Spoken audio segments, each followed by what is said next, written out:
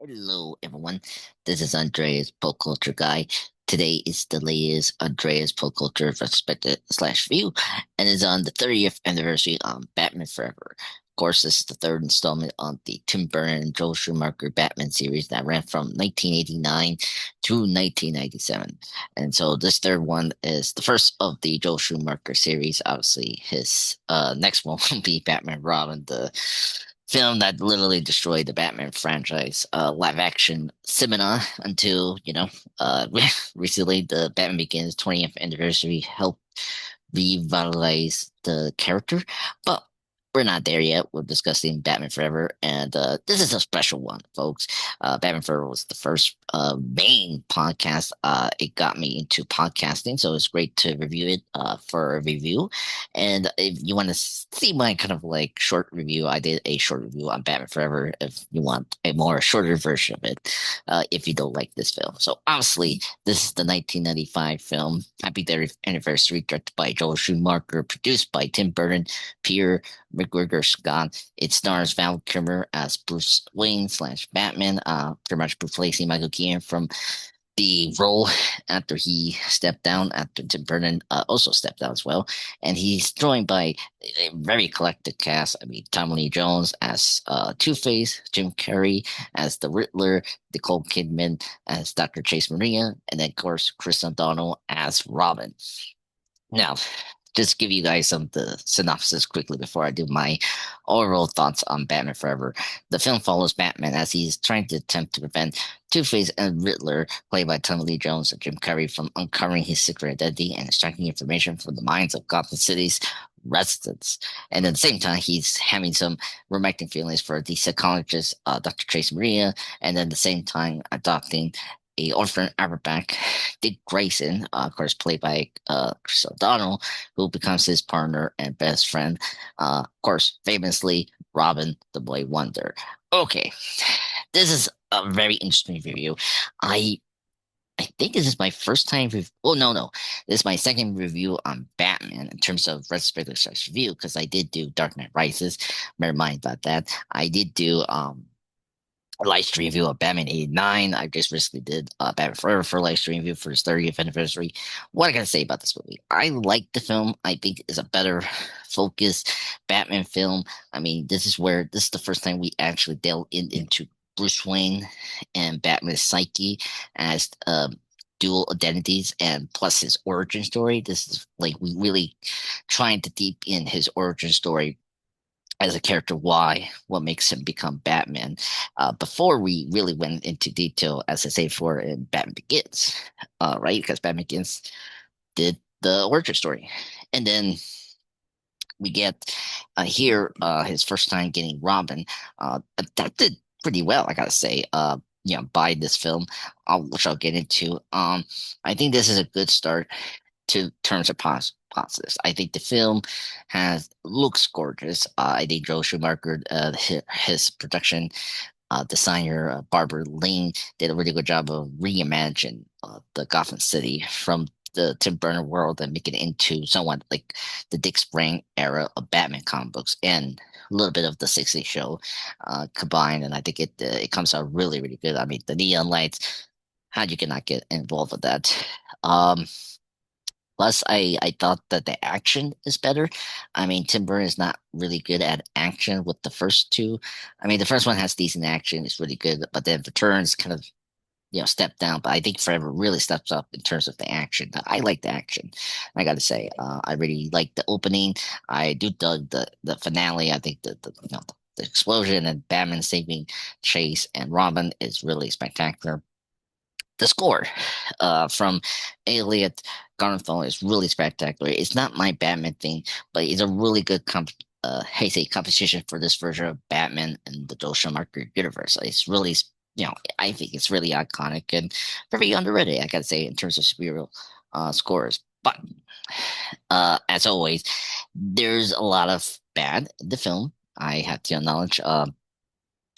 First off, the screenplay from Lee and Jane Scott Match, and of course written by Akiva Goldsman, who's gonna also do a solo job for Batman and Robin.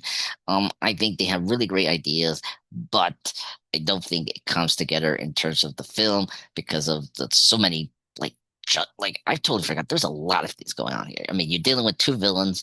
You got Robin being introduced here and become the new partner for Batman, and then they got this love interest. A lot of storylines to juggle, and some of it is satisfying, but then others is not. I mean, I brought up the origin story. That doesn't really pay off as well. I think it should have. That's why you see get release the Schumacher cut because we I think if you add it back the very famous scene, the lead scene of the giant bat and Batman going back to that well, I think it could have made the film more satisfying as a film and a more emotional connection than this version that we get. Because so far, I do agree with Cisco. The movie is very poppy and very breeze, but it doesn't have this rest that you kind of wish to connect. Like you don't have this emotional attachment to the film when you watch it. It's just a very mundane film, just following the motions, right? And then first up, the tonal whiplash from the first two films is also really bad. They're trying to be a little serious still, but then they're trying to be very campy, which doesn't really work. I love Jim Carrey, but I feel like some of the stuff they give Jim Carrey or he's being allowed to sometimes hits, but sometimes doesn't land. And I mean, really, the worst thing is characterization, and the one uh person that is really, really the culprit of this is Two-Face. Two-Face is the worst depiction of the character ever.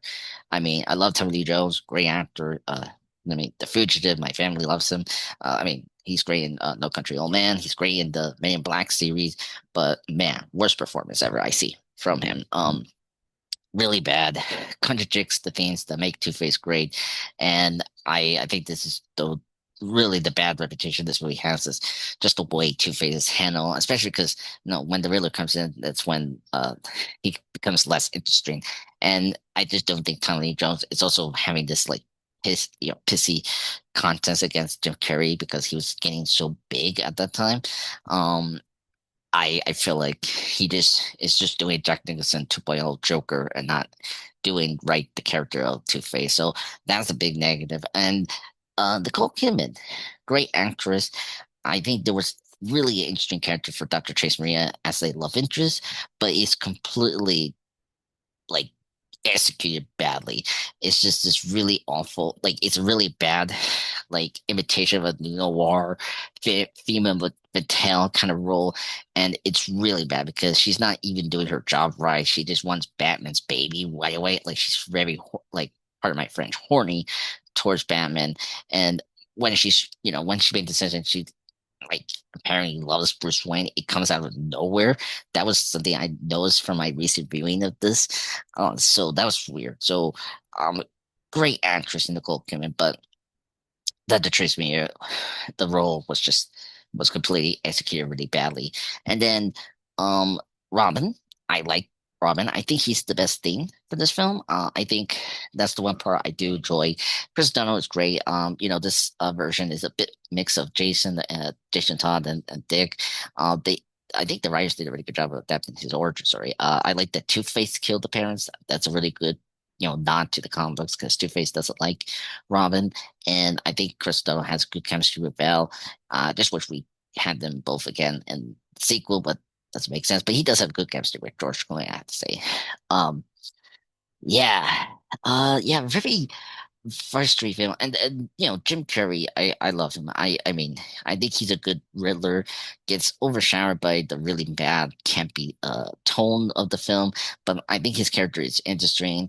He has some of Frank Gorshin's kind of style and personality. I think he really delivers that well.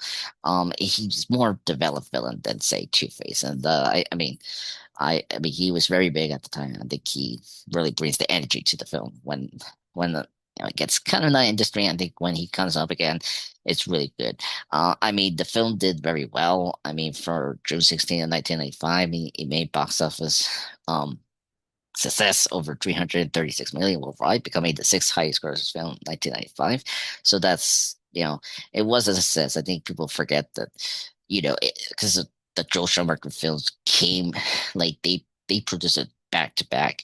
It wasn't like this t 3 year gap between these three films of the Tim Burton Summer films. I mean, it was from 1989, 1992, and 1995. Like there was a 3 year gap between these movies, and then the Joe Schumacher films when they kick it, it was like rapid 2 year mark, which was crazy. I mean, it was common in terms of the franchise.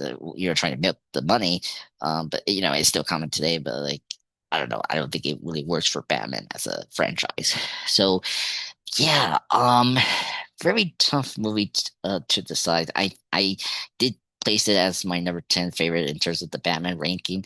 And if I had to rate it, I will probably give it like a 6 out of 10. I thought it's a decent film. It's a more focused Batman film. It's actually the most focused Batman film out of the bunch here, the Tim Burton and Joel Schumacher films. I'll probably put this as number one, despite some great things about the Tim Burton Batman films, but they're not Batman films. That's the thing. So my thoughts is a 6 out of 10. I hope you guys really enjoy the respective slash review of Batman Forever. Happy 30th anniversary. I mean, despite some of the Christmas I did, there was some good I just brought up. I think the production design is great. The music is really awesome. I think some performances are really good, at least to keep my interest in the film. And it's trying to be a Batman comic book movie. So that's one positive thing I have to say that is I definitely take. And yeah, and are you rest in peace, Val Kilmer. You have potential to be the great Batman. If you had a chance to come back again, if this series didn't went downhill. So RIP Joel Schumacher and Val Kilmer. So thank you everyone. There's gonna be more retrospective slash review on the channel. Please subscribe and hit that like button. Ciao.